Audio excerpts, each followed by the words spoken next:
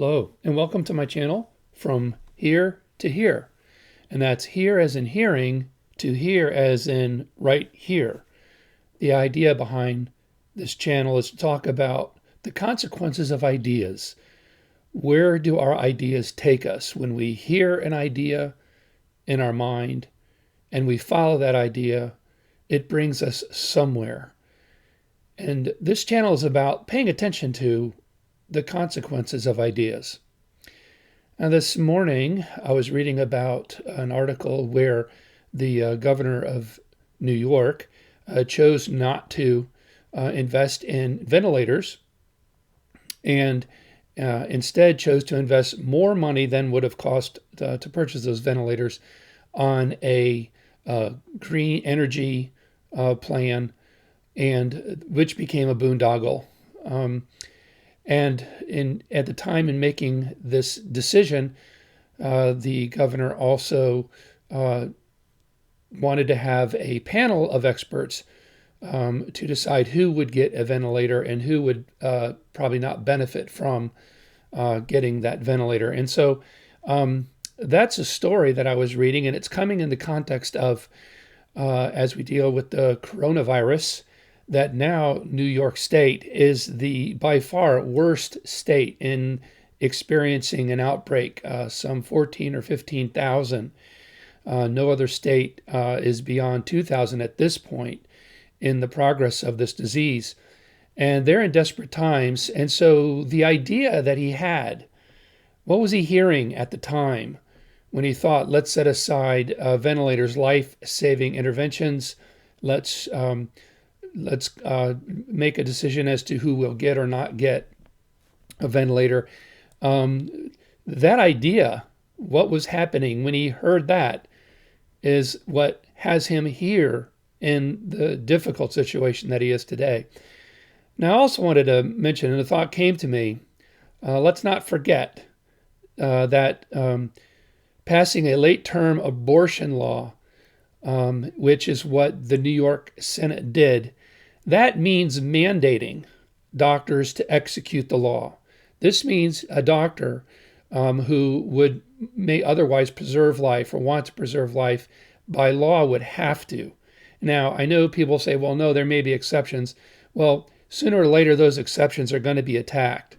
So if not immediately, the New York Senate gave themselves a 10-minute standing ovation for establishing the precedent for a continued path to euthanasia as a population control strategy.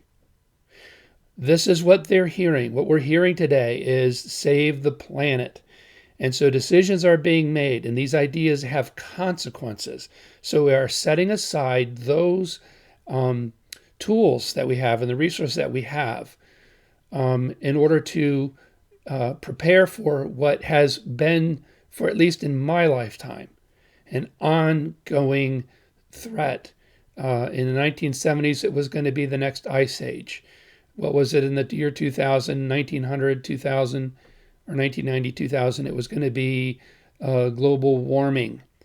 And now that global warming hasn't really panned out, now it's been changed to climate change.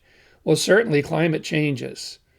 I think the real issue, to digress for a moment, in climate change is about pollution. And there's always been a concern about pollution and managing the environment well. So I'm not talking about not doing that. What I'm talking about here is something that goes beyond. This idea of making climate change a global imperative means that men or women leaders will be making decisions based on what is most expedient for the planet, under the presumption that mankind can control the weather, mankind can control what's happening to the world, the earth.